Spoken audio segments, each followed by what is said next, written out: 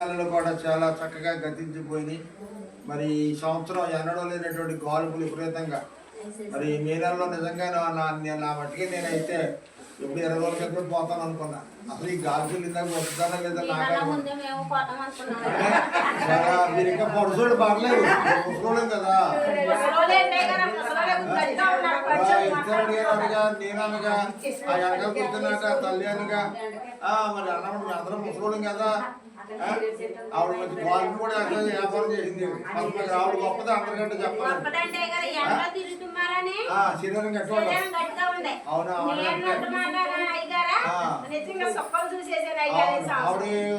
Side దెబ్బ తగిలినా చిన్నుతుంది. ఆవిడ మాకంటే హాస్పిటల్ అడ్మిట్ అయిపోవాలి. నిజమండి, దేవుని కృప అంతే. దేవునికి స్తోత్రం. హల్లెలూయా. సరే, చదువుకున్న మాటలకు మనం వచ్చేద్దామండి. దేవుని యొక్క పరిశుద్ధ నామములో ఒక 7 అంశాలు నేను చెప్పి నేను ముగిస్తాను త్వరగా. చూడండి, టైం 12 అయిపోయింది. 12 11 గంటలకు ముగించేస్తాను. 15 నిమిషాలు సంస్కారాలు 1 గంటకు ముగించేసుకుంటే మళ్ళీ 2 గంటలకు భోజనాలు. ఓకే, 1 గంటన్నర. దేవునికి స్తోత్రం.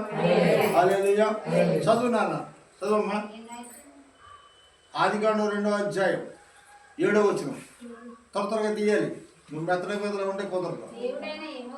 దేవుడైన యెహోవా నేల మంటితో నరుడను నిర్మించి వాని నాసిక రంధ్రంలో జీవవాయువును ఓదగా నరుడు జీవించు ఆత్మాయం. దేవునికి స్తోత్రం.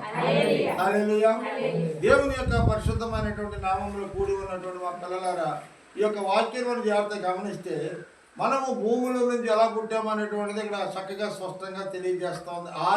ఆది కాలములో మన పరమ తండ్రి అయినటువంటి దేవాది దేవుడు తన మొట్టమొదటి కుమారుడిని ఆదిలో ఆదాము గారిని ఎలాగైతే ఆయన తీశాడు అనేటువంటిది ఇక్కడ కనబడుతూ ఉంది.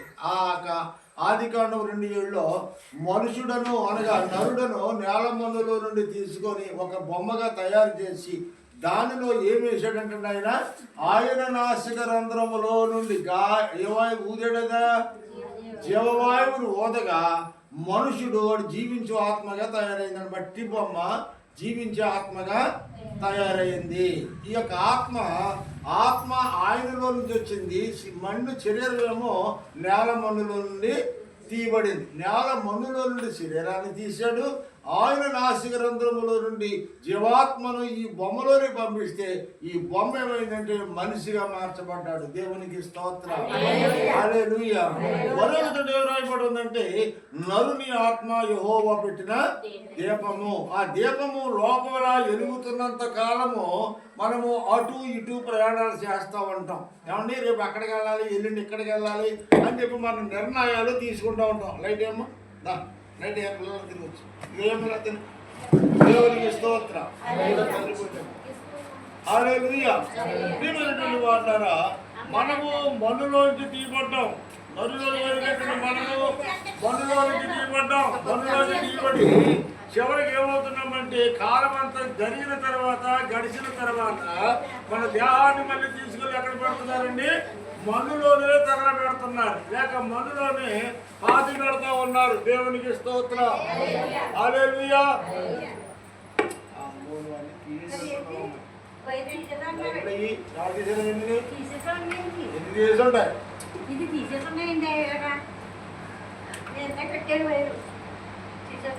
ఒకసారి ఆప్ చేతి మరి కాదు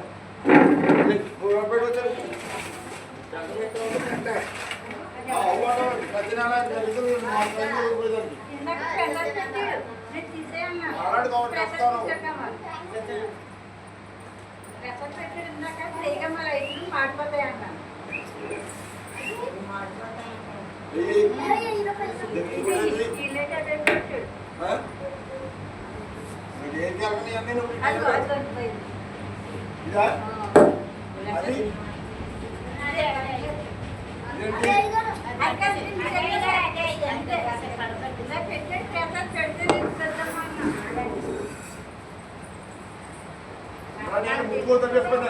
చేసేవాడు ఎవరు లేనప్పుడు ముక్కోకూడదు. చేసేవాడు కూడా హల్లెలూయా. వేల మన్నులో నుండి దేవుడికి అంత మన్ను తీసుకొని బొమ్మ రూపాన్ని తయారు చేసి దానిలో నాసిక రంధ్రంలో దేవాత్మను ఓదగా మనుషుడిగా మార్చబడింది మట్టి. దేవునికి స్తోత్రం.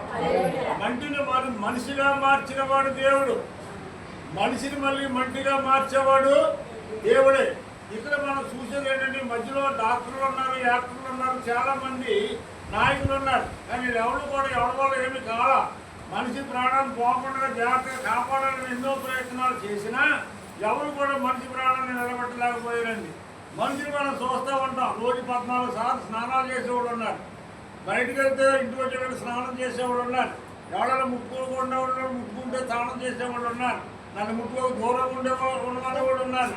కానీ ఎన్ని ప్రయత్నాలు చేసినా, ఎన్ని మాటలు మాట్లాడినా నరుని ఆత్మ యెహోవా పెట్టిన దీపం కనుక ఆ దీపాన్ని కనుక ఆయన అడ్డిపోయాడంటే ఈ శిలను మరో క్షణంలో పట్టుకెళ్ళి వాకిట్లో పడగబడతారు. దేవునికి స్తోత్రం. హల్లెలూయా. ఇప్పుడు ఎక్కడ చూసినా ఈ హార్ట్ అటాక్లు ఎక్కువైపోయినాయండి. మొన్న ఒక అతను అక్కడి నుంచి బస్సు ప్రయాణం చేస్తుంటే బస్సు డ్రైవర్ నడుపుతుండగా సడాలుగా పేరు వచ్చిందండి. ఇక్కడ బస్సు డ్రైవర్ అది చాలా సాకసక్యంగా బస్సులో దరిదాపు 76 మంది ఎంతమంది ఉన్నారండి. బస్సు చాలా సాకసక్యంగా ఒత్తిడి దాటించి కారులో పడిపోకుండా పక్కకి తీసుకొచ్చి అలాగే స్టీరింగ్ కట్టిన వాళ్ళ పేరు చూసారండి. 76 మంది ప్రాణాలు కాపాడు. అతను ప్రాణం పోయినా సరే లెక్క చేయకుండా 76 మంది ప్రాణాలు కాపాడ్డాడు. ఈ రోజు మనం ఈ మాట చెప్పుకున్నామండి. అతనితో పాటు మరి కొంతమందిని తీసుకుపోకుండా నేను చనిపోయిన పర్లేదు మిగతా వాళ్ళని బతకాలనే ఉద్దేశంతో ఒక చేతి అలా పట్టి చేతి టీరింగ్ పట్టి పోసి పక్కన పెట్టి ప్రాణం వదిలేండి. ఎంతో చక్కని వ్యక్తిత్వంలో చూడండి. మనుషులు ఎప్పుడు కూడా మనం బాగుంటే చాలు అని ఎప్పుడు కూడా అనుకోకూడదండి. మనతో పాటు మన ఇరుగు పొరుగు బాగోవాలి. కారణం ఏంటంటే మనిషికి దేవుడు మంచిగానే సృష్టించాడు. మనుషుల కల్మషం లేకుండా యథార్థంగా మంచి హృదయాన్ని దేవుడిచ్చి దేవునిలో నుండి వచ్చింది కాబట్టి దేవుని లక్షణాలన్నీ దేవుడు మనకి ఇచ్చాడు. కొంతకాలం అయిన తర్వాత ఏమైందంటే ఈ దేవుడి లక్షణాలు పోయి దెయ్యం లక్షణాలు మనలోకి వచ్చింది. దేవునికి స్తోత్రం. హల్లెలూయా. ఎందుకంటే మన డాడీ పరమందు ఉన్నాడు. మన డాడీ పరమందు ఉంటే ఇంకో డాడీ ఉన్నాడు మనకి. ఆడేవాడో సైతానుడు. అది అలా కాదు ఇలా కాదు అలాగని చెప్పి చక్కని మార్గాల నుంచి ఒక్కరి మార్గంలో తప్పించి మన మార్గాన్ని తప్పించి మన ఆత్మీయ జీవితాలు పతనం చేసి అనేకులను నిత్యనాశనానికి తీసిపోతూ ఉన్నాడు సైతాని గాడు. దేవునికి స్తోత్రం.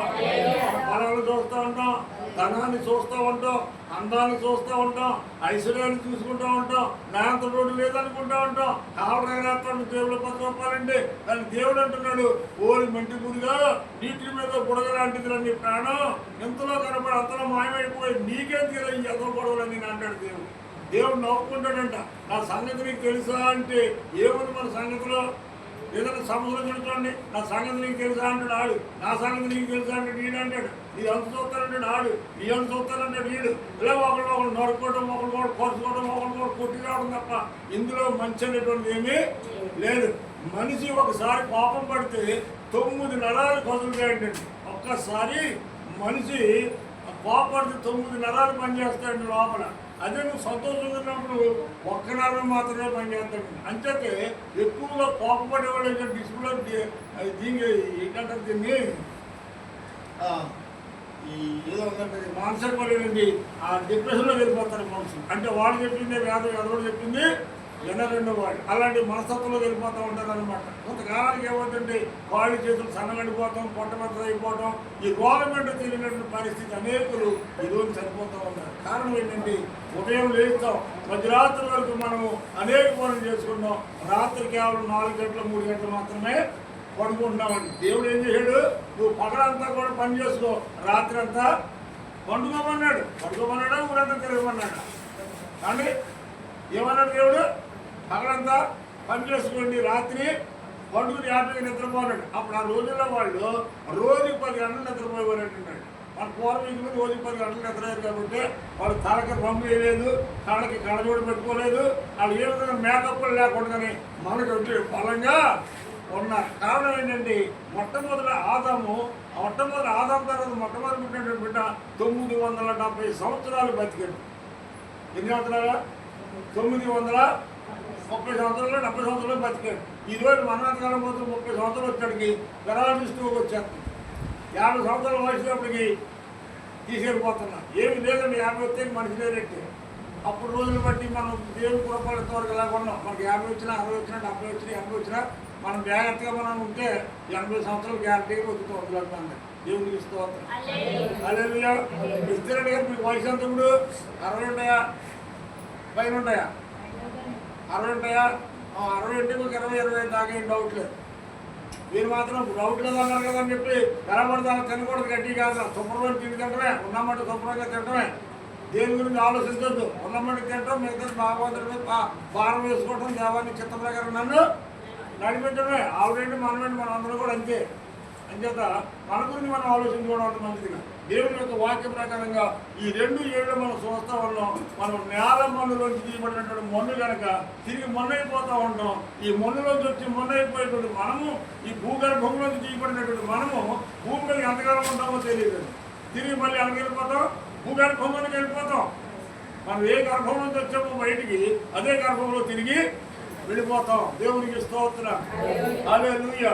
నా ప్రియులైన అంచేత మన బలాల మీద, మన యొక్క శక్తి మీద, మన జ్ఞానం మీద మనం ఆధారపడక ఎవరి మీద ఆధారపడాలంట? నేలలో నుండి తీయబడినటువంటి మొన్నైనటువంటి మనము ఈ రోజు మనం బ్రతకడానికి కారణభూతులైనటువంటి దేవాది దేవునికి భయభక్తులు కలిగి ఆయనను స్తుతిస్తూ, ప్రభా ఈ రోజు నేను క్షేమం అంటే నీ కృప వలననే అమ్మ సాక్ష్యాలు చెప్పండి అంటే సాక్ష్యం చెప్పలేదా దేవుడికి? ఏం చేయలేదానికి దేవుడు? ఈ రోజు కూర్చున్నామంటే దేవుడు కార్యక్రమం కదా. కాబట్టి రాత్రి అన్నం తినేసి పడుకున్నవాడు చక్రవర్తుడు 1 గంట 2 గంటల మురగాకునే బీసుకునేవాడు కూడా ఉన్నారు ఎంతోమంది. మరి నువ్వు నేను అలా ఉన్నావా?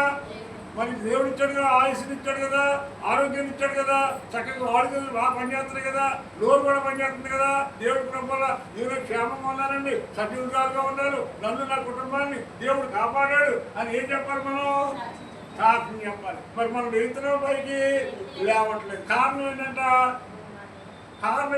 మనం ఎందుకు వెళ్తున్నాం పైకి లేకపోవడం? కారణం ఏంటి? ఆత్మీయ సోమర్థం. దేవునికి స్తోత్రం. సోమరుడు పైకి వెళ్తారా? లేగరా. పడుకునే వాళ్ళు లేక నిద్రపోతారే ఉంటారు 24 గంటల. సోమరుడు నిద్రపోతులు నిండవాడు. ఏం పోతులు? నిద్రపోతులు. నిద్రపోతూ ఉంటారు. నిద్రపోతులు, తిండిపోతులు, ఇంకేయో రకరకాల పోతులు ఉన్నాయి. అంచేత మనకు ఆ పోతులన్నీ మనకు పనికిరావండి. మన జాగ్రత్తగా మెలుగుకోవడాలి, ప్రార్థన చెయ్యాలి. అంచేతే దేవుడు నిన్న నన్ను సృష్టించుకున్నాడు. ఆయన ఆత్మ మనలో ఉంచాడు. ఆయన ఆత్మ మనలో ఉన్నంత సేపు మనం ఆయన్ని స్థుతించాలి తప్ప మనం ఇంకో తోటకే వెళ్ళకూడదు. దేవునికి స్తోత్రం. హల్లెలూయా. ప్రియమైన దేవుని పట్ల మనమందరం ఒకసారి ఆలోచించాలి. మనమందరం కూడా ఒకసారి దేవుని గురించి, దేవుని యొక్క మహాసృష్టిని గురించి, ఆయన చేసిన గొప్ప కార్యాల గురించి మనం ఆలోచన చేసినప్పుడు నిజంగా మనకి అందుచెక్కవండి. ఆయన పనిచేశాడు. ఆయన చేతి పని అంతటి మీద ఎవరికి అధికారం ఇచ్చాడు అమ్మా? ఆయన చేతి పని మీద అంతటి మీద ఎవరికి అధికారం ఇచ్చాడు?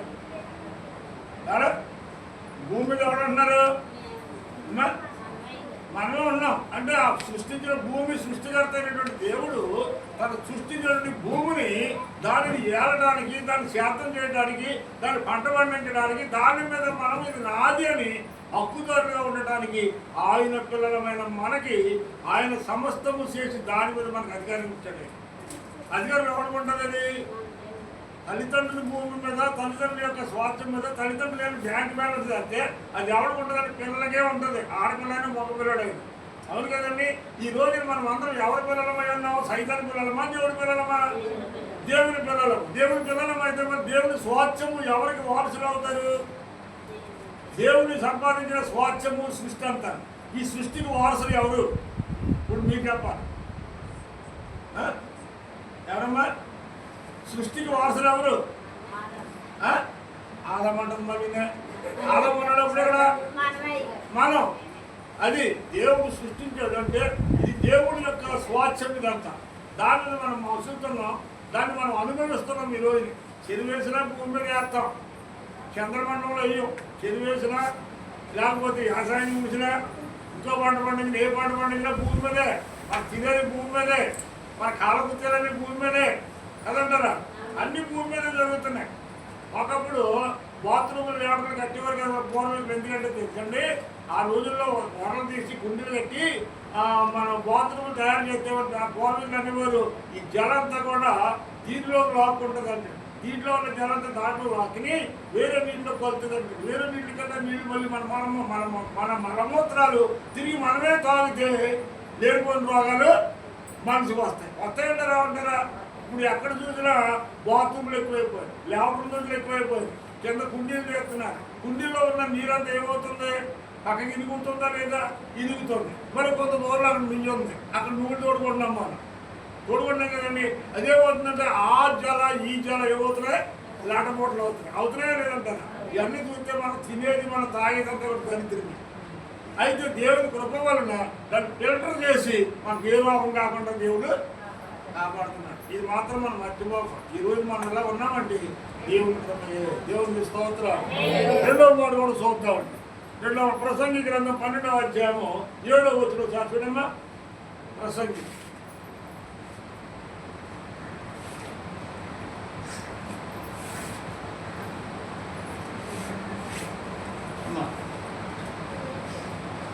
థియరీ ప్రసంగి గ్రంథం పరమేశ్వర దాటే ఉంటుందిరా ప్రసంగి ఇలా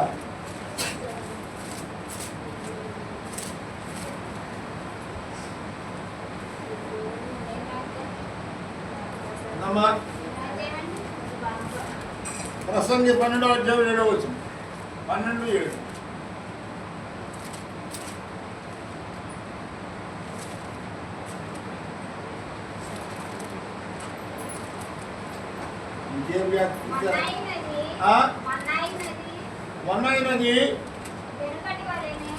మొన్నైనది వెనకటవలేనే మరలా భూమికి చేరును. మొన్నైనది తిరిగి మళ్ళీ భూమికే చేరును. అంటే మనం దేనికి సంబంధించిన మనము మంటివారము, మంటికి సంబంధించిన వాళ్ళము. కానీ మనలో ఉన్న ఆత్మ దేనికి సంబంధించింది? పైనున్న వాటికి సంబంధించింది. మనం భూ సంబంధమైన శరీరంలోనూ ఆత్మ సంబంధమైన ఆత్మతో నింపబడి ఉన్నాం. అంటే రెండు కలయికలు. నేను గడిచిన 2 ఆదివారాల నుంచి పరిశుద్ధాత్మ గురించి మీకు చదివిస్తా ఉన్నా, మాట్లాడుతూ ఉన్నా. ఒకటి శరీరము, శరీర సంబంధమైనది, భూ సంబంధమైనది. ఆత్మ పర సంబంధమైనది. ఆత్మ పైనుండి వచ్చింది, శరీరము భూమిలో నుండి వచ్చింది. అయితే ఇక్కడ బైబిల్లో ఏం చెబుతుందంటే ప్రసంగి గ్రంథంలో గొప్ప జ్ఞాని అయినటువంటి ప్రసంగి దావీదు మహారాజు కుమారుడైనటువంటి ప్రసంగి చెబుతున్నటువంటి మాట చెప్పండి మరి గారి. మొన్నైనది ఎనుకటి వలె తిరిగి మళ్ళీ భూమికి చేరును. మీరు జాగ్రత్తగా చూడండి. వెనకటి వలె అంటే మన పూర్వీకులు అలా పుట్టి పెరిగి తిరిగి అలా మందులో కలిసిపోయారు. మనం కూడా ఈరోజు రేపు ఏదో ఒక రోజుకి తిరిగి ఉన్నావుగా తప్పదు. అవుతామా లేదంటారా? జన్మ అనే మాటలో 2 అక్షరాలు కనపడుతున్నాయి. ఒకటి జ, రెండోది మా. జన్మ. దేవునికి స్తోత్రం. జన్మలుగా జనగా జన్మించడము, మానగా మరణించడము. జన్మ అనగా జన్మించడము, పుట్టడము, మరణించడము. చావు పుట్టిగా అనేటువంటి మాటలు 2 మాటలు కూడా జన్మ అనే దాంట్లో ఇవ్వబడిచి ఉన్నాయి. అవునా కాదంటారా? జన్మ అనే మాటను ఎడగొట్టండి మీరు. జన్మ అంటే ఒక వ్యక్తి పుట్టడము, ఒక తల్లి గర్భంలో నుండి ఒక వ్యక్తి భూమి మీద పడటము, దాన్ని ఒక జన్మ అన్నారు. అవునా కదా? అంచేత ఈ జన్మలో జానగా జన్మించడము, మానగా మరణించడము, ఈ 2 కూడా పుట్టిన వాడికి ఎట్టగా తప్పదు ఏదో ఒక రోజుది. కానీ మనము వాళ్ళని చూసి అలా ఉండేవాళ్ళండి, అందరూ పోయారండి, వీళ్ళు ఎలా ఉండేవాళ్ళండి, వీళ్ళకి ఇంటికి ఎలా రోగాలు వచ్చినాయండి. మనం ఏమంటామండి? బతుకును మనము చనిపోయిన వాళ్ళ గురించి మాట్లాడుకుంటా ఉంటాం. కానీ దేవుడే ఉంటున్నాడండి, నువ్వు కూడా ఏదో ఒక రోజుని నాలోనికి వస్తా. దేవునికి స్తోత్రం. చెప్పేసరండి పైకి ఎక్కడ వచ్చి పడుతుంది? అది ఎక్కడ వచ్చి పడుతుంది? కింద పడుతుంది. మీరు ఎంత స్పీడ్గా ఎంత పైకి ఇచ్చినా అది వచ్చి కిందే పడుతుంది. కారణం ఏంటంటే భూమికి ఆకర్షణ శక్తి ఎక్కువగా ఉంది. భూమిలో ఆకర్షణ శక్తి ఎక్కువ. ఎంత పైన ఉన్న దాన్ని అయినా సరే భూమి అంటుందంట వచ్చేయి వచ్చేయి వచ్చే అని చెప్పి చేతులు కలుపుతుందంట. చంటిబిడ్డ చూడండి ఎదురు పరిగెత్తుకుంటూ వస్తే కన్న తల్లి ఎలాగైతే చేతులు కలుపుతుందో రావాలి రావాలి రావాలని భూమి ఎప్పుడు కూడా మనలో కలిసిపోవాలని కోరుకుంటూ ఉంటుందంట. ఎప్పుడు నా బిడ్డ నాకు 4 ఏళ్ళు వస్తాడు ఎప్పుడు అని మనం ఎవరు పెట్టమో మంటికి సంబంధించిన వాడు. శరీరం దేనికి సంబంధించింది అన్నాను? మంటికి సంబంధించింది. కాబట్టి తన మందు నుంచి తీయబడిన శరీరము ఎప్పుడు తనలో కలిసిపోద్దా అని భూమి ఎదురు చూస్తూ ఉంటుందండి. అందుకే భూమికి ఆకర్షణ శక్తి బాగా ఎక్కువ. ఈ ఆకర్షణ శక్తి వల్ల ఎంత పైకి ఏది ఆకర్షణ వచ్చి కిందే పడతాడు. కానీ ఒక విమానం మాత్రము భూమి యొక్క ఆకర్షణాన్ని విడిచిపెట్టి ఉన్నతమైన స్థలాలకు వెళ్తుంది ఒక విమానము. దేవునికి స్తోత్రం. హల్లెలూయా. అది ఎంత ఎత్తుకెళ్ళినా దాని పనిముట్లు దాని యొక్క విందనము లేదా దాని యొక్క ఇంజనీర్లు సరిగ్గా పని చేయకపోతే మళ్ళీ ఎక్కడికి వెళ్తుందండి? అది ఆకాశంలో ఉంటుందా? ఎక్కడి నుంచి వెళ్ళిందో అక్కడికి వచ్చి పడవలసిందే. దేవునికి స్తోత్రం. హల్లెలూయా. అందుకని మునుపడిది వల్ల తిరిగి జరుగుతూ ఉండవలసింది. నూతనమైనది ఏది లేదు. అంచేతే మనము మంటి భూమిలో కనుక ఎంతలో కాబట్టి అంతలో మాయమైపోయి మనము దేని గురించి అతిగా ఆలోచించకూడదు.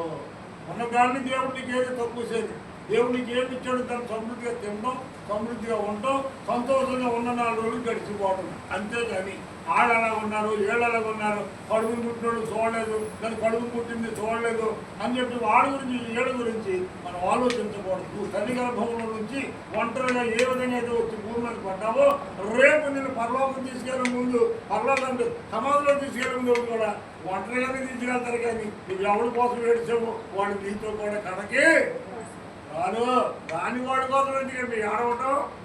రాని వాడి కోసం ఎందుకు?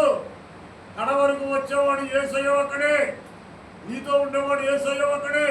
ఈ దేహాన్ని విడిచిపెట్టి తిరిగి పరలోకానికి వెళ్ళినప్పుడు ఆయన ఆత్మ ఆయన యొద్దకు చేరాలి కనుకని ఆత్మ సాతాను చేతికి వెళ్లకుండా నీ ఆత్మ పరలోకం వెళ్ళాలంటే నీకు ఆత్మను దయచేసిన వాడి యందు నమ్మిక ఉంచి విశ్వాసం ఉంచి ఆయన వైపు చూస్తూ ప్రార్థన చేయాలి. దేవునికి స్తోత్రం. హల్లెలూయా. 1 నరకానికి వెళ్తుంది, 2వది పరలోకానికి వెళ్తుంది. నాంతిలో ప్రభు అన్నాడు శిలువ మీద ప్రాణం పోయే ముందు, తండ్రి నా ఆత్మను నీ చేతులకు అప్పగిస్తా ఉన్నాను అన్నాడు. అంటే తండ్రి సాతానికి అప్పగిస్తున్నాను ఆత్మ అన్నాడా? సాతాను రెడీగా ఉన్నాడా తీసుకెళ్ళిపోవడానికి? సాతాను ఎప్పుడు ప్లాన్ చేస్తూ ఉంటాడు, 20 ఏళ్ళు పని చేస్తూ ఉంటాడు. ఎంత జాగ్రత్తగా ఉన్నా పడిపోవడమే. ఏది పడిపోయానండి? ఎప్పుడు ఎప్పుడైనా పొద్దున్న ఏడే పడిపోయాడు, ఆకలికి వచ్చి పడిపోయింది, రక్తం కారిపోతుంది. ఎవడికి ఎట్టలేదు, ఎవడికి కొత్తలేదు. పైకి ఎత్తుకుని కాలు జరిపోయి మొత్తం వాళ్ళు పడిపోయాడు, కొట్టిపోయింది. కాబట్టి ఆ టైం ఏ పోకలు ఇరిగిపోయిందంటే ఇక్కడ వస్తాను నేను వాకింగ్ చెప్పగలనా? తీసుకెళ్ళి ఎవరు పెడతారా? నడతారు ఇంటి డాక్టర్ దగ్గరికి తీసుకుపోయి డైరెక్ట్ గారు పెట్టేసి ఆడేం చేస్తాడంటే స్కానింగ్ చేయాలి, 5 చేయాలి, ఈ చేయాలి, మొత్తం అన్ని తీసి మొత్తం 5,000 10,000 బిల్లు చేసి ఆఖరి 500 రూపాయలు మందులు రాస్తారు. అప్పుడు మనకు డబ్బులు పూర్తిగా తగ్గిపోతుంది. ఆ డబ్బాలు తగలబెట్టాకే పోతున్నారు డబ్బు. అంతవరకు డబ్బు పోదా అని చెప్తాను. నేను ఏ హాస్పిటల్కి వెళ్ళలేదండి. దేవుడు కూడా మొన్న బండి మీద వెళ్ళినప్పుడు కూడా వెళ్ళలేదు. బండి మీద కూడా ఇక్కడ ఏదో చిన్న వైద్యం చేసుకున్నా తప్ప హాస్పిటల్లో పర్మనెంట్గా మంచం ఉండే పరిస్థితి అయితే దేవుడు తీసుకెళ్ళాలి. దేవుడికి స్తోత్రం. హల్లెలూయా. అయితే ఇక్కడ మనం జాగ్రత్తగా గమనిస్తే మొట్టమొదట నరుడు శరీరము ఆ నేలను తీయబడింది. ఆత్మ పరిశుద్ధాత్మ దేవుడు పైనుంచి వచ్చినటువంటిది ఆత్మ. ఈ రెండింటిని కలయికి మనిషి యొక్క జీవితం. దేవునికి స్తోత్రం. 3వదిగా మొదటి తిమోతి రాసిన పత్రిక చూద్దాం. 6-7 వచ్చినాం చూడమ్మా.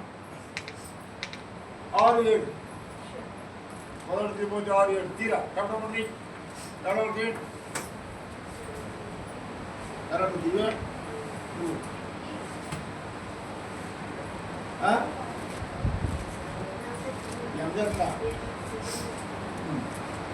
చూడు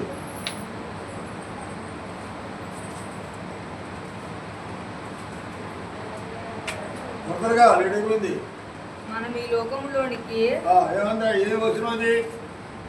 మొదటి తిమోతి రాసిన పత్రిక 6 వచ్చిన రాయబడింది. మనము ఈ లోకంలోనికి అనగా మనం తల్లి గర్భంలోని బయటికి వచ్చినప్పుడు మనం ఈ లోకంలోనికి వచ్చినప్పుడు ఏమీ తేలేదు. జాతీయ దేవుని వాక్యం నా మాటలు కాదు. మనం ఈ లోకంలోకి వచ్చాడు, మనం ఏమీ తేలేదు. ఎలా వచ్చామంటే మామూలు మొలతాడు కూడా లేకుండా వచ్చాము. ఈ లోకం నూరు పూలు లేకుండా తల్లి గారి బొమ్మల నుంచి పడ్డాం భూమి మీద.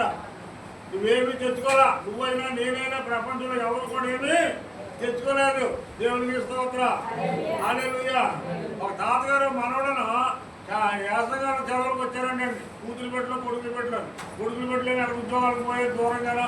కూతురులేమో సరే మా అమ్మమ్మ గారింటికి వెళ్దాం, మా తాతయ్య గారింటికి వెళ్తాడు. కూతురు పెట్టలు వచ్చారండి. కూతురు పెట్టలో వచ్చారు, కొడుకు పెట్టలో వచ్చారు. ఆడేళ్ళ కలిసారు. తాతయ్య కూడా పొలం బయలుదేరాడు. బాగా వింటారు తాతయ్యనా? కొడుకు పెట్టలు ఎక్కడ ఉంటారు? కొడుకు పెట్టలు ఎప్పుడు దగ్గరగానే ఉంటారు. వాళ్ళు అంటారండి, విన్నారు మీరు? కొడుకు పెట్టలు దగ్గరే ఉంటారు. మాట అనుకున్నా చేసుకున్నాను. కూతురు పెట్టలు ఏమవుతారంటే దూరంగా ఉంటారు. అంటే దూరంగా ఉంటారు. ఎప్పుడు అమాసగా పౌర్ణాలు సంవత్సరంగా సెలవులు ఇచ్చినప్పుడు కూతురు పెట్టలు వస్తే ఆ తాత ఏం చేశాడంటే కూతురు పెట్టిన బొమ్మ మీద ఎక్కించుకున్నాడంట. ఎక్కడ అమ్మా బొమ్మ మీద ఎక్కించుకున్నాడంట. కొడుకు పెట్టిన చేతితో పట్టుకుని నడిపించి వెళ్తాడంట. ఎందుకంటే రోజు ఎక్కడ ఉండేవాడే కాబట్టి. అది ఎప్పుడో సంవత్సరంగా వస్తుంది. తాతయ్య మా అమ్మని చూసి అందరినీ చూసి ఆ పొలాల పొట్టలు చూసి వెళ్ళిపోతూ ఉంటాం. అలాగే కూతురు పెట్టిన పొలం మీద ఎక్కించుకున్నాడంట. కొడుకు పెట్టిన చేతితో పట్టుకుని పొలం తీసుకెళ్ళాడంట. పొలం తీసుకెళ్తే పొలం మీద తాతయ్య తీసుకెళ్ళాడంట. కూతురు చూద్దాడంట. తాతయ్య పొలం అంతా కూడా మందలు అమ్మాలన్నాడంట. పొలం అంతా మందలు అమ్మాలనుకుంటాడు తాతయ్య. ఇక్కడి నుంచి అక్కడ చేయొచ్చు. ఆడు వచ్చినప్పుడు ఎలా వచ్చాడంట, ఏమీ లేకుండా వచ్చాడు. కొంతమందికి మూలగా పొలం ఉంది రైటే. ఆవిడ బుధముదన్నట్టుందంట. తాతయ్య పొలం ఎవరిదని అడిగిందంట. ఈ పొలం ఎవరిదని? పొలం అంతా మందలమ్మా అంటే ఈ పొలం మీదే ఇదంతానా? ఈ పొలం అంతా మీదేనా అని అడిగిందంట కూతురు బిడ్డ. ఏమడిగింది? పొలం అంతా మీదేనా అని అడిగింది. చేతి కింద ఉన్నాడు, కుర్రోడు ఉన్నాడు, మనవడు ఉన్నాడు, నేను నడిపించి వెళ్తున్నాడు. అప్పుడు మనవడు అన్నాడంట, తాతయ్య పొలం అంతా మందే కదా అన్నాడంట. ఏమన్నాడు? ఈ మూల నుంచి ఆ మూల దాకా పొలం అంతా మందే కదా తాతయ్య అన్నాడంట. కొడుకు కూతురు ఈ పొలం అంతా మీదే కదా తాతయ్య అన్నదంట. మీదే అన్నదానికి మన అన్నదానికి తేడా ఉందా? ఏమంటే ఇస్తారని గారు ఉందా లేదంటారా? ఉంది. ఈ భూమి అంతా మీదేనా తాతయ్య అని కూతురు అడిగాడు. కూతురు అడిగింది, ఈ భూమి అంతా మందే కదా తాతయ్య అని కొడుకు అడిగాడు. అంటే మనదేమాట కొడుకులోంచి వచ్చింది, మీ అన్నమాట కూతురులోంచి వచ్చింది. అంటే కూతురు బయటని కొడుకు ఇంట్లో. అందుకే కూతురు 4 రోజులు ఇంటికాడ వచ్చిందంటే పుట్టింటికి ఏదో ఉన్న 4 రోజులు శుభ్రంగా చూసి శుభ్రంగా అయ్యేది శుభ్రంగా ఎచ్చవేడి పెట్టి వెళ్ళేటప్పుడు అంతానికి కావాల్సి పోతే కదా కొని ఎత్తారు. కాబట్టి కూతురికి ఎత్తారని కొడుకేవారు. కారణం ఏంటంటే మిగిలినంతా ఆడిదే కాబట్టి, ఎవరిదే కొడుకుదే కాబట్టి. అంచేత కూతురే బయటదే. కూతురు ఎంతకాలం పెట్టినా బయటదే. చదివించి ఉద్యోగాలు చేయి. నెలకి 50,000 ఉద్యోగం వచ్చింది, జీతం వచ్చింది. 1,00,000 రూపాయలు జీతం వచ్చింది కూతురికి. 10 లక్షలు ఎక్కడ 1,00,000 రూపాయలు ఉద్యోగం చేస్తుంది. పెళ్లి చేస్తే ఆ భర్త వచ్చిందని భర్తతో వెళ్ళిపోవాలి. అమ్మ చిన్నప్పటి నుంచి నేను చదివించాను కదమ్మా, సగం జీతం నాకు ఇచ్చి సగం జీతం మీ అమ్మకి ఇవ్వమ్మ, మీ ఆయనకి ఇవ్వమంటే ఊరుకుంటాడా? పట్టుకున్నప్పుడు ఊరుకుంటాడా? అంచేత అసలు ఊరుకుంటాడా? అది అక్కడ చూసి అంత తరపు వచ్చింది. అప్పుడు కంపెనీ పెళ్లి చేసుకోకుండా పిల్లలు తరపు వచ్చింది. చూసారండి. ఇంకేంటంటే ఎవడో నువ్వు కష్టపడి నీ పిల్లలు ఎంత ఉన్నతమైన స్థితిలో చూడాలనుకున్నా ఆడపిల్ల బయటకు పోవాల్సిందే. ఎంత చదివించు, ఎన్ని లక్షల ఖర్చు పెట్టు, ఎన్ని ఉద్యోగాలు వచ్చినా పట్టుకెళ్ళి భర్తకిస్తే తప్ప తల్లిదండ్రులు మాత్రం ఒక రూపాయి ఉంటారు. ఎవరికైనా ఇస్తే ఒకవేళ కూతురు ఇచ్చిన అల్లుడు మాత్రము ఎవరెవడో అంతే. మీ పొలమా మా పొలమా అనేటువంటి తేడా అక్కడే కనపడుతూ ఉంటుంది. అంచేత మనం ఎవరు వాళ్ళము? మనం ప్రభు అన్నాడు, ఇదంతా నీకోసమే నేను సిద్ధపరిచాను. ఇదంతా నీకోసమే సిద్ధపరిచానంటున్నాడు దేవుడు. ఈ రోజుని భూమి మీద సమస్త జీవులను దేవుడు మన కొరకు సృష్టించాడు. ఏమండి, ఇవాళ గ్యాస్ లేకపోతే వంట చేస్తారా? చేస్తున్నారా? మీరు చేయట్లా. ఒకప్పుడు సరిహద్దు కట్టుకొచ్చి వంట చేసేవారు, ఒట్టిగడ్డ కట్టుకొచ్చి వంట చేసేవారు. నా చిన్నతనంలో ఏమండి చేసేవారు. అప్పుడు ఆ రోజుల్లో చిత్తరికి అన్నం లేకపోతే చోరు కాసుకుని తాగేవారు. అది కూడా లేకపోతే నూకలన్న కొనుక్కుని తినేవారు. ఇలాంటి తిండి తిన్నారు ఆ రోజుల్లో. బాగున్నారు, బాగా ఉన్నారు. ఇప్పుడేమో ఏమైపోయారు, తేగదొక్కలు అయిపోయారు. కట్లు పోయి మానేశారండి. కట్లు పోయి మానేసిన తర్వాత కళ్ళ రోగాలు మొదలెట్టినాయి అంట. కడుగు డబ్బులు ఎక్కువ వస్తున్నప్పుడు కళ్ళు హాస్పిటల్ అసలు ఖాళీ ఉండలేదు ఎక్కడ చూసినా. కారణం ఏంటంటే కట్లు పొయ్యిలు మానేసారు, గ్యాస్ మీద వండుకుంటున్నారు. గ్యాస్ లేకపోతే వంట చేయట్లేదండి, వంట చేయట్లేదు. అసలు గొడవన పెట్టుకుంటుంది కదా భార్య. ఓన్లండి 2 రోజులు లేకపోతే ఏదో వండుతారు లేదా అందం, వండటం లేదు. ఆ గ్యాస్ ఉంటేనే వండుతారు అంటున్నారు, లేకపోతే లేదు. అర్థమైందండి? మా ఇంట్లో గ్యాస్ పొయ్యి ఉందండి, కరెంట్ పొయ్యి ఉందండి, ఇంకోటమ్మా ఇంకోటి ఏమున్నాయండి, మొత్తం మీద అన్నీ ఉన్నాయి. ఏమన్నా అడిగే మా వండుకుని జాతకాయ ఆ కుక్కరే మాట్లాడతాం జాతకాయ. ఎలాగెవరో మనిషి ఎలాగైనా ఇలాంటి మనిషి 4 కుక్కర్ కొంచెం ఇంట్లో పెడుతుంది, మనిషి వంట చేసి పోయి ఇస్తుందంట. ఒక కోత పోసిందంట, కంగారు కూడా బయటకు వచ్చిందంట, పేలిపోతుందేమో. రెండో కోత వేసిందంట, ఇంకేముందని చెప్పి తలుపు ఎట్టి మొత్తం వాటర్ కన్నా గ్యాస్ వచ్చిందంట, గ్యాస్ వెళ్ళిపోతుంది. అలా సౌండ్ గ్యాస్ నుంచి వచ్చిందో అమ్మా, గ్యాస్ నుంచి వచ్చింది, కుక్కర్ నుంచి వచ్చిందా మంచిగా అర్థం కాదు. దేవునికి స్తోత్రం. ఇలాంటి వాళ్ళు కూడా ఇప్పటికే ఉన్నారండి, లేకపోతే బాగాలేదు. దేవునికి స్తోత్రం. హల్లెలూయా. ప్రియమైన దేవుని బిడ్డలారా, అంతే కాలం మనం మారిపోతా ఉన్నప్పుడు చూడండి, వాళ్ళ తల్లి గర్భంలో ఎలా వచ్చామో తిరిగి అలాగే పోతాం. కానీ ఇక్కడ తిమోతి 1 తిమోతి 6:7 రాయబడమ్మా, ఏం రాయబడి తల్లి గర్భంలో మనం ఎలా వచ్చాము. కానీ ఇక్కడ మనం ఏమి తీసుకుని రాలేదు. మనం ఈ లోకంలోనికి ఏమీ తేలేదు, దీనిలో నుండి తీసుకుని ఏది కూడా తీసుకుని పోలేము. కాగా అన్నవస్త్రములు గలవారమై ఉండి వాటితో తృప్తి పొందుదుము. నిజంగా దేవుడు చెప్పినట్టు మనిషి ఉంటే మనిషికి బాధలు ఉంటాయా? ఆలోచించండి. ఈ లోకంలోకి ఏం తెచ్చుకోవాలా, తిరిగి ఏం పట్టుకెళ్ళాం. ఉన్న దానితో దేవుడు ఏమంటాడు, నువ్వు తృప్తిగా ఉంటే నీకే బాధ ఉండదు. తృప్తిలో ఎప్పుడైతే మన జీవితంలో లేదో ఎప్పుడప్పుడు బాధలు వస్తానే ఉంటాయండి. ప్రతి సంవత్సరం ఏదో బాధే, ప్రతిరోజు ఏదో బాధే. కారణం ఏంటంటావా, ఇంటి నిండా సామాను ఉన్నా కానీ ఏదైనా కొత్త మోడల్ సామాను వచ్చిందనుకోండి, ఆడి దగ్గర సీటు కూడా తీసిన దాన్ని అట్టుకెళ్ళి బాధ పెడతాం. మనం వారం తిరిగేటప్పుడు ఏం చేస్తాడు, సీటు కట్టింది కూడా వస్తాడు ఇంటికి. వస్తాడా లేదంటారు, వస్తాడు. అలాగే 4 చోట్ల మలుగుడ్లు తెచ్చుకున్నాం అనుకోండి, వారం నలుగురు వస్తారు సీటు కట్టింది. నీ చుట్టూ తిరిగితే 2 వారాలు 3 వారాలు కడతా, 4 వారాలు కట్టలేదు అనుకో, నేను బజార్ చేసేస్తాను. నీకు అవసరమా నీకు? అది ఎక్కడుంది? బాల మీద ఉంది.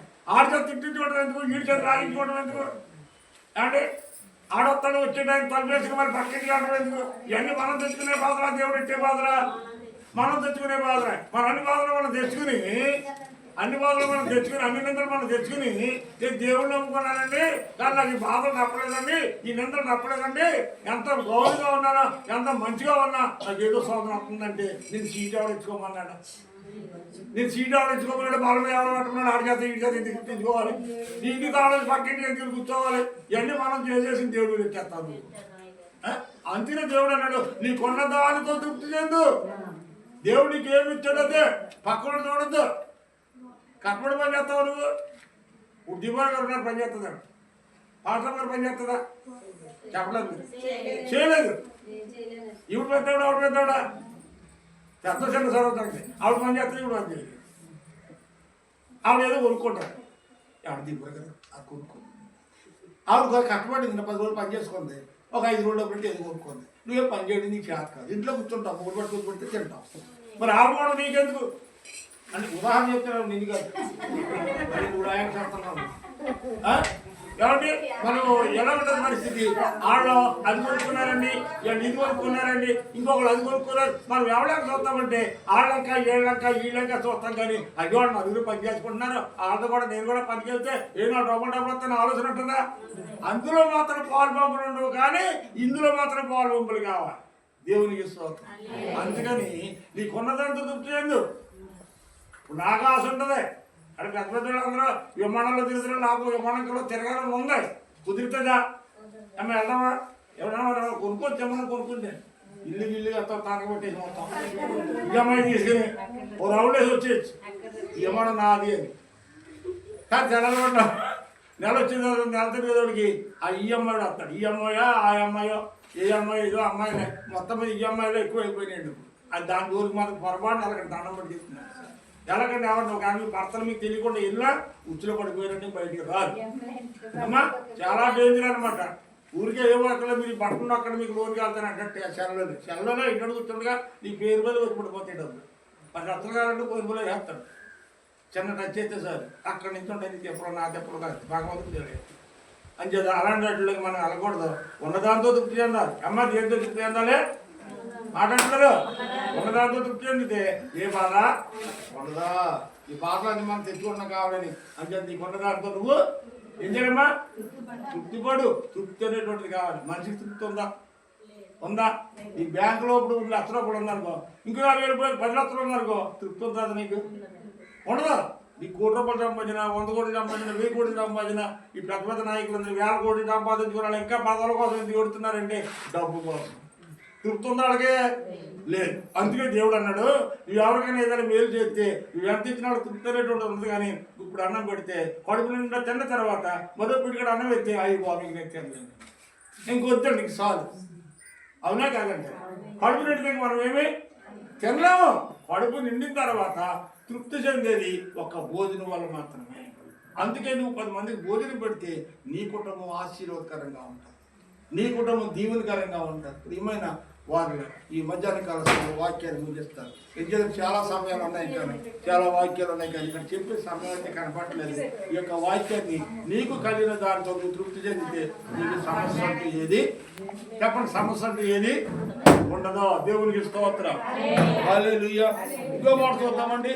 4వ మాట ఏంటంటే యాకోబు 2వ ఒకటి చూడమ్మా. యాకోబు 2వ ఒకటి చూడు త్వరగా. యాకోబు 2వ ఒకటి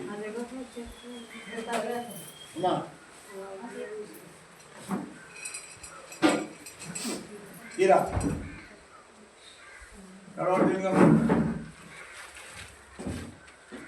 సభ్యులు అనుకుంటున్నారా? చదువుకోవడం పని హ్యాపీగా ఉందా? అదే పాటర్ గారు ఆ పేజీ ఈ పేజీ అని చెప్పి ఆనందం అనుకుంటారు. దేవునికి స్తోత్రం కదమ్మా. ఏముంది ఇక్కడ?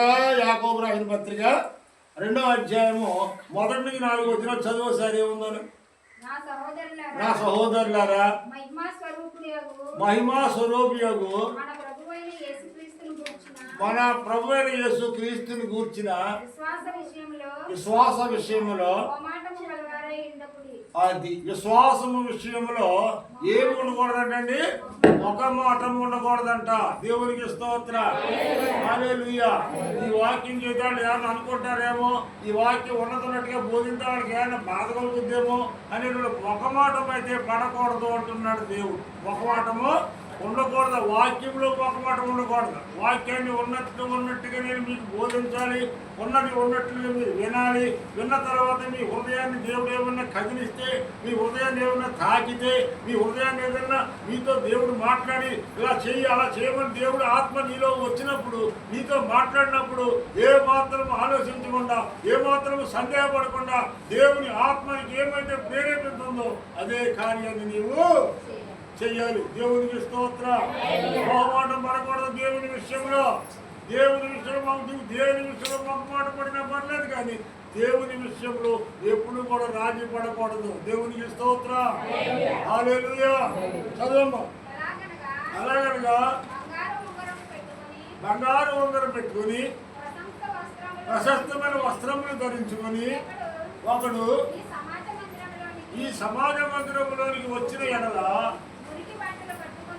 ఆ మురికి బట్టలు కట్టుకొని దరిద్రుణ్ణి లోపలికి వచ్చిన ఎడల మీరు ప్రశస్త వస్త్రములు ధరించుకున్నటువంటి వ్యక్తిని చూసి సన్మానించి మీరు ఇక్కడ నుండి మంచి స్థలం పైన స్థలం మీదకి వచ్చి కూర్చుండడని మీరు చెప్పి వాడిని గౌరవిస్తారు. కానీ ఆ దరిద్రుడు ఉన్నాడే, మురికి బట్టలు కట్టుకుని ఉన్నవాడే, గడ్డ మార్చిపోయి మురుగు పప్పు కొట్టుకుంటూ ఉన్నాడే, వాడు మందిరంలోకి వచ్చినప్పుడు నీవు ఎక్కడ నుండి బాగా వెనక వాటిగా వెళ్ళి దూరంగా కూర్చోమని అంటారట. ఎవరాళ్ళు అమ్మా? మనమే. దేవుడిని నమ్ముకున్న మనమే అండి. ఆస్తిపరుడికి ఏమో ఒక రకంగా చూస్తామంట, పేదవాడిని మరో రకంగా చూస్తామంట. మీకు చాలాసార్లు చెప్పాను. దేవుడికి స్తోత్రం. చుట్టాలు వచ్చినప్పుడు ఏంటంటే వాళ్ళకి ఇష్టమైన చుట్టాలు వస్తే ఏం చేస్తారంటే డ్రింకులు తెప్పిస్తారు, పోగుడులు వేస్తారు, గారెలు వేస్తారు, అవి అంటారు ఇవి అంటారు, రకరకాల పిండి వంటలన్నీ చేసి ఏమన్నా అవునే కాదంటే ఇష్టమైన వస్తే ఆడు తినలేని మూడు వాళ్ళ సరే బలవంతంగా తీని పెంచి కూలి మరి తినిపిస్తూ ఉంటారు. ఎప్పుడు దేని బట్టది? ఇష్టాన్ని బట్టి. అవునా? ఇష్టమైన వస్తేనేమో ఆడికి అన్ని రకాలు వేసి పడతాం. ఏది ఇష్టం లేని కూడా వస్తూ ఉంటారు ఒక్కోసారి చుట్టాలు మన ఇంటికి. వస్తారా రాదా? మనకంటే ఇష్టం లేనటువంటి వాళ్ళు కొంతమంది వాడే కవాయి చేసుకుని వాళ్ళే కోడవాడి వేసుకుని వాళ్ళే గిన్నె తెచ్చుకుని కడిగేసుకుని అన్నం పెట్టి కలవరకుండా తినేస్తూ ఉంటారు కొంతమంది. అలాంటి వాళ్ళు 2 రోజులు ఉంటే మనకి ఎంతో ఎంతో బాధ. కొండలో చేయటం ఒకసారి చిన్న విషయం, ఒక పాస్టర్ గారింటికి మేము ప్రార్థన అయిపోయింది. ఆడ పాపం 3 పిల్లలు 6 పిల్లలు ఇంత కొండలో సోడ మేము వండుకున్నాను. డబ్బులు లేవో తింటో తెలియదు. సోడ మేము వండుకున్నా. చేపలు తింటే మాంసం కూడా తింటాడు, లేకపోతే గెంటు కూడా వేసుకోవాల్సి వస్తుంది. అది కూడా లేదు. పస్తులు కూడా చేపలు ఉండవలసి వస్తుంది. దేవునికి స్తోత్రం. ఆ చేపలు సోడ మేము వండుతుంది సేవకుడు. పాస్టర్ గారు అంటాడు, అమ్మాయి పాస్టర్ గారికి భోజనం పెట్టమని అక్కడ గుర్తుందా? శ్యామ గారి భార్య శ్యామ గారు ఇంటికి వెళ్తే మా ఇద్దరికి భోజనం పెట్టమన్నాడు. ఆవిడేమో అంత తన పులిహోర పెట్టే కథలు పెట్టింది, టిఫిన్లు పెట్టింది ప్లేట్లు అండి. ఏంటి అన్నం పెడితే మనం అలాగే పెడతామా? అలా పెట్టింది ఏంటో. సరే మళ్ళీ అంటారు మీరు తినేద్దాం, తాగిలో తింటాం. మళ్ళీ అన్నాడు, అమ్మ అన్నం పట్టుకొచ్చాయి, అయ్యగారికి అమ్మగారికి ఏది అన్నం పట్టుకొచ్చాయి అన్నాడు. అమ్మగారు ఏమో ఇంట్లో లోపల బయటలాడు వస్తున్నానండి అంటుంది. కానీ ఆ లోపలికి బయటికి రావట్లేదు. ఆయన ఇదే లోకం జాగ్రత్త. నాకు కొంచెం అనుమానం వచ్చింది. నువ్వు దాన్ని పంపడానేమో లేదేమో అని ఒక అనుమానం వచ్చింది. ఎవరు పోకూడదు, అన్నం పెట్టాలి. కొండలో అన్నం లేదు నిజంగా.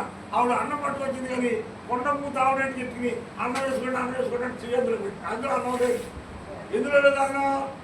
కొండలో అన్నం లేదు. కొండలో పట్టుకుంటే అన్నం అలా తీసి అలా పెట్టచ్చు. ఆ మూత మన కనపడుతుంది. ఆ మూత ఆవిడే తిప్పుకుని అన్నం వేసుకుంటే అంటుంది. ఆవిడ వద్దంటే ఆవిడ అంటుంది. నేను చూసాను, నీకు గమనించాను. ఇంకేదంటే ఎప్పుడైతే మూత ఆవిడే పెట్టేది అన్నం వేసుకుంటే వద్దమ్మా ముందెట్టిందే ఎక్కువ పెట్టావు తినడానికి సత్తున్నాను, ఇంకా అన్నం వద్దు నువ్వే వద్దాం తెల్లని దండం పెట్టి అర్థాలతో చేయగలిగి లేదు వచ్చేసి. ఈ విషయం ఎందుకు చెప్తున్నామంటే ఇష్టమైన వాళ్ళు వచ్చినప్పుడు వద్దొద్దన్న బలవంతంగా పడతాం. ఇష్టంగా వాళ్ళు వచ్చినప్పుడు ఏం చేస్తామంటే ఏదో వచ్చారు కాబట్టి అలాగా ఏదో వచ్చారు కాబట్టి మనం పెట్టాలి కాబట్టి ఏదో కళ్ళు ఏం చేసి పెడతాం, పండుతూ ఉంటాం. ఇంకేదంటే పెట్టలేని వ్యక్తిగత ఉండి పెట్టలేని ఉన్నారు, ఎందుకంటే పెట్టాలనుకుంటే ఇంట్లో ఏమి లేనటువంటి వాళ్ళు కూడా ఉన్నారు. అలాంటి పెట్టేవాడికి చేయదా కదా, పెడదామనుకున్న వాడికి పెట్టే ఇది ఉండదు. కానీ అన్ని వల్ల కానీ పెడతానికి ఏమవుతుంది, పిచ్చిలో వస్తుందండి. లోపల చేయండి అన్నం బయటికి రాదండి. పిచ్చిలో ఉంటుంది. ఏలాగా పిచ్చిలో ఉన్నవాడు ఏం చేస్తారు? చేతాలు తీసుకుంటారు ఇలా తెరవు. అంచేత ఆత్మీయ పిచ్చిలో ఉంటుంది. ఎవరికైనా భోజనం పెట్టినప్పుడు కడుపు నిండా పెట్టాలి. అర్థభోజనం పెట్టకూడదా? అర్థభోజనం పుత్ర స్వాగం అన్నారు. అర్థభోజనం పెడితే పుత్ర స్వాగం ఉంటుంది. దేవునికి స్తోత్రం. అంచేది ఇంటి అడుపులో వచ్చిన అన్నం పెట్టి మాకు ఇంటికి రమ్మని అనకూడదు. మీరు పెట్టగలిగితే కడుపు నిండా పెట్టి కూర్చోబెట్టి చిత్రా వేసి ఆ అడుపులో వచ్చిన సరే శుభ్రంగా పెట్టి దేవుడు అదే చెబుతున్నాడు. ఇంటికి 4 ఉగ్రాలు ఎక్కింది, మంచి ప్రశస్తమైన ఉత్తరాలు చేసి నీ ఇంటికి వస్తే ఆయన కింద కూర్చున్నాడు, బయట కూర్చొని గౌరవం పెడతావు. అదే మురుగుబాటుతో వచ్చినాడు. అనేది చుట్టమే బయలుదేరడం కాదు. మురుగుబాటులో గడ్డ మాసిపోయి నీ ఇంటికి వస్తే ఆయన ఎక్కడ ఉంటా ఎక్కడో ఎంత కూర్చోమంటామంట. అంటే చుట్టాలని మనం ఎవడొచ్చినా సమానంగా చూడాలి తప్ప డబ్బులు ఎవడొచ్చు ఒకరంగానో డబ్బులు ఎవడొస్తే పరుగులంగానో చూడకూడదు. అందరినీ సమానంగా చూసే మనస్తత్వాన్ని మనకు అన్ని ఉండాలి. దేవునికి స్తోత్రం. హల్లెలూయా. అయితే ప్రిపేర్ వాళ్ళను ఆఖరిగా మనం మాట చెప్పిన ముగించేస్తాం. సామెతలు కేవలము 11:28 సామెతలు 11:28 మూసేస్తాను. అయిపోయింది బట్టి త్వరగా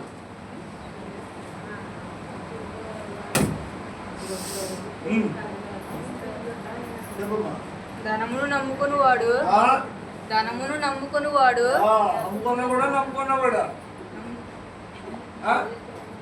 ధనాన్ని చెప్పాలి.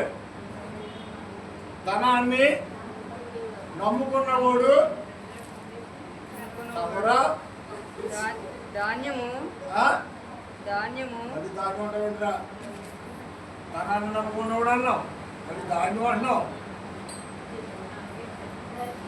నల్లోడు కూడా నల్లోళ్ళగా ఉన్నావు. నీ వాసన కాకుండా బాసన కాకుండా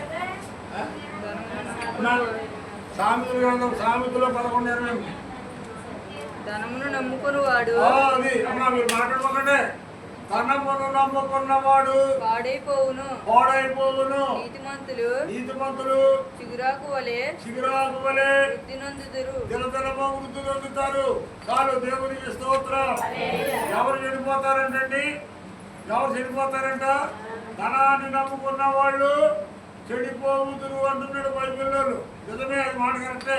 ధనాన్ని నమ్ముకొని ధనాన్ని ఆధారం చేసుకొని ధనం ఉన్నవాళ్ళు నేను ఒడ్డు నిండా బంగారం ఉంది, ఇంటి నిండా ధనం ఉంది, తినడానికి తిండి లోటు లేదు, కట్టుకోవడానికి వస్త్రం లేదు, నాకు ఉండడానికి అక్కడ బిల్డింగ్లు ఉన్నాయి, ఒకవాడిని అనుకుంటున్నావేమో కానీ దేవుడు అంటున్నాడు నీవు ధనాన్ని నమ్ముకున్నావా నీవు పాడైపోయే వ్యక్తిగా ఉన్నావు అన్నమాట. దేవుడిని నమ్ముకోవాలి, దేవుడిని నమ్మాలి, దేవుడిని నమ్మాలి. దేవుడి కంటే ఎక్కువ లోకంలో ఎవరిని నమ్మకూడదు అంటండి. ఏం నమ్ముకున్నాడండి వ్యక్తి? ధనాన్ని నమ్ముకున్నవాడు ఏమైపోయాడంట? పాడైపోయాడంట. ఎవరు పాడైపోయారు బైబిల్లో తెలుసా నీకు? ధనాన్ని నమ్ముకున్నాడు పాడైపోయాడు. ఇద్దరు ఉన్నారు. ఎవడాడు? ఉదాహరణ చెప్తాను చాలా మంది ఉన్నారు. గెహాజీ తన యజమాని దగ్గర ఉండి దైవభక్తి చేస్తూ నమ్మకంగా ఉండేవాడు. అవునా? నయమ్మను డబ్బు బంగారం పట్టుకొచ్చాడు, వస్త్రాలు తీసుకొచ్చాడు. దైవజనుడు తుడీకరించాడు. నీ వెండి నీ బంగారం నీ వస్త్రాలు నాకు వద్దన్నాడు. వద్దన్న దాన్ని విసర్జించిన దాన్ని గెహాజీ పరిగెత్తుకుంటా వెళ్ళి తెలియకుండా సాడుని తెచ్చుకున్నాను ఇంట్లో పెట్టుకున్నాడు. అని ఇంట్లో పెట్టుకుని ఏం తెచ్చుకున్నాడు? కుష్ఠరోగం తెచ్చుకున్నాడు. ఆ నయోమాని యొక్క కుష్ఠరోగం పోయిన తర్వాత ఆ డబ్బు కానుకల కింద కట్టుకొస్తే ఆ కానుకలు దైవజనుడు తిరిగి ఇచ్చేసాడు. నాకు వద్దు అన్నాడు. వద్దన్న దాన్ని తెచ్చుకుని తన ఇంట్లో పెట్టుకున్నాడు గెహాజీ. దైవజనుడు శిష్యుడు గెహాజీ తన ఇంట్లో పెట్టుకుంటే దేవుడు ఏం చేశాడంటే, గెహాజీ నువ్వు ఇప్పుడుగా ఎక్కడికి వెళ్ళావంటే, నేను ఎక్కడికి వెళ్ళలేదు, ఇక్కడే ఉన్నానని అబద్ధం మాట. ఎక్కడికి వెళ్ళలేదు, ఎక్కడికి అన్నాడు. నయోమానునికి ఇచ్చిన డబ్బు ఇంట్లో దోసుకుని నువ్వు నా దగ్గరికి వచ్చావు. ఆ నయోమానుకి విడిచిపెట్టినటువంటి కుష్ఠరోగము ఇక్కడ నుండి నీ శరీరాన్ని అంచి ఉండునుగాక అన్నాడంతే. ఆ సమయంలోని ఒళ్ళంతా నోడ్చుకొని కుష్ఠమచ్చలు వచ్చేసినాయి. ఏమైపోయాడు? బాగుపడ్డా పాడైపోయాడు. ఆ డబ్బు ఇంట్లో పెట్టుకున్నాడు, బంగారం ఇంట్లో పెట్టుకున్నాడు, బట్టలు ఇంట్లో పెట్టుకున్నాడు. ఏమైపోయాడు? గెహాజీ పాడైపోయాడు, నాశనం అయిపోయాడు. చూసారండి, గెహాజీ కేవలం కాదు, ఇశ్రాయేలు యోధ నమ్మకస్తుడిగా దేవుడు సంధించాడు, పెత్తనం ఇచ్చాడు. 12 మంది ఉన్నారు శిష్యులు. 12 మందిలో ఒకడైనటువంటి ఇశ్రాయేలు యోధకి ఏమిచ్చాడమ్మా?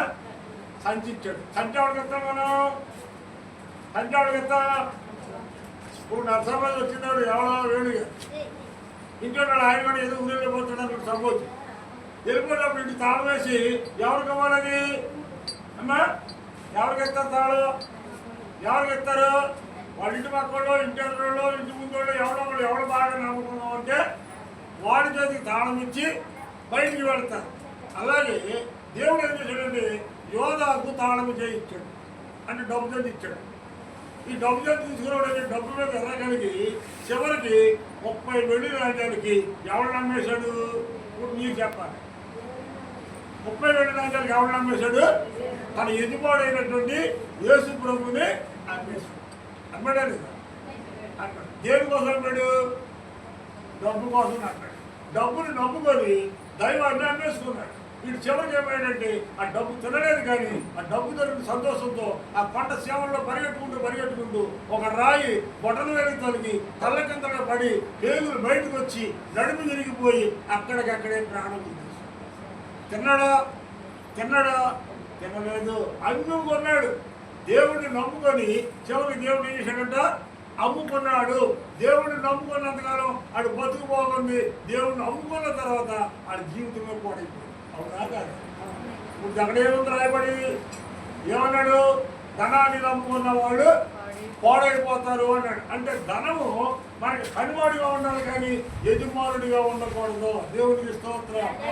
హల్లెలూయా. ధనము మనకి పనివాడిగా ఉండాలి, కానీ యజమానుడిగా ఉండకూడదు. దేవుడు వాక్యం జలవిస్తోంది. యజమానుడనిగా మన ఎత్తు మీద కూర్చుంటాడు. పనివాడంటే మన చేతి కింద ఉంటాడు. అంటే డబ్బులు ఎప్పుడు కూడా నెత్తి మీద ఎత్తుకుని ఉంటే మన కింద భక్తుల కింద దిగిపోతాం. పనివాడు కనుక మన అవసరానికి ఇద్దరు వాడుకోవాలి. డబ్బుని అవసరానికి వాడుకోవాలి. నువ్వు కట్టలు దొంతలు కట్టి పెట్టిలో పెట్టి కొంత రోజులు ఉక్కుపోయి అంటే ఉక్కుపోయి చెమటెట్టేసి చెదలు తినేసి రేపు పొద్దున్న నువ్వు పట్టు పెట్టుకుంటే ఒక కాగితం కూడా అందులో పనికి రాకుండా అంచేత దేవునికి ఇచ్చిన దాన్ని శుభ్రంగా పట్టు పెట్టి తిను. శుభ్రంగా తిను. ఉన్నంతలో శుభ్రంగా తిను. ఆడకి ఏమైనా చూడదు. దేవుడికి ఏమి ఇచ్చాడో తిను. శుభ్రంగా ఉండు. లేని కోసం ఆచరించుకో. ఉన్నదాన్ని బాగు చేసుకోకు. నువ్వు ఏ స్థితిలో ఉన్నావో ఆ స్థితిలో ఉంటే దేవుడు నిన్ను ఏ విషయంలో కూడా కూర్చున్నాడు. నిన్నేమి నన్ను దేవుడికి స్తోత్రం. హల్లెలూయా. డబ్బుని నమ్ముకున్నవాడు, ధనాన్ని నమ్ముకున్నవాడు పాడైపోడు. కానీ నీతిమంతుడు ఎలా ఉంటాడు అంటే సిగిరాకు వలె. సిగిరాకు అంటే చూడండి, ఇది మొడదాకా ఎండలు కాసినాయా, ఆకులన్నీ రాలిపోయా, చింతలు పడదానికి ఏమొచ్చింది, సిగుళ్ళు వచ్చినాయి. అలా మనం ఎప్పుడు కూడా ఎవరేమన్నా కింద ఏముంది, ధనాలుగా పోయినవాడు పాడైపోడు. కానీ నీతిమంతుడు సిగిరాకు వలె వృద్ధి చెందుతాడంటాడు. సిగిరాకు వలె నీతిమంతుడు వృద్ధి చెందుతూ ఉంటాడు.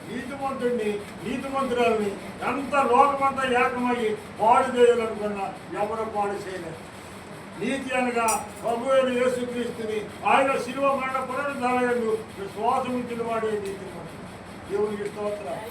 నీతి అంటే అందరూ వ్యభిచారం చేయలేదండి, నేను దొంగ చూపుకోవలేదండి, దొంగనడకలాడుకున్నదని ఇదే అనుకుంటారు. కానీ దేవుడు అంటూ ఉంటాడు, ఎవరడమ్మా ఎవరు నీతిమంతుడంటే శిలువ మరణ పునరుద్ధారయందు విశ్వాసం ఇచ్చేవాడిని దేవుడు ఏం చేస్తాడు, నీతిమంతుడిగా తీర్పు తీర్చాడండి. ఆయన నీతిమంతుడిగా తీర్పు తీర్చాడంటే ఆ తీర్పు తీర్చబడుతున్న మనిషికి నువ్వు నింద వేయడానికి నేను అయిపోతుంది. దేవునికి స్తోత్రం.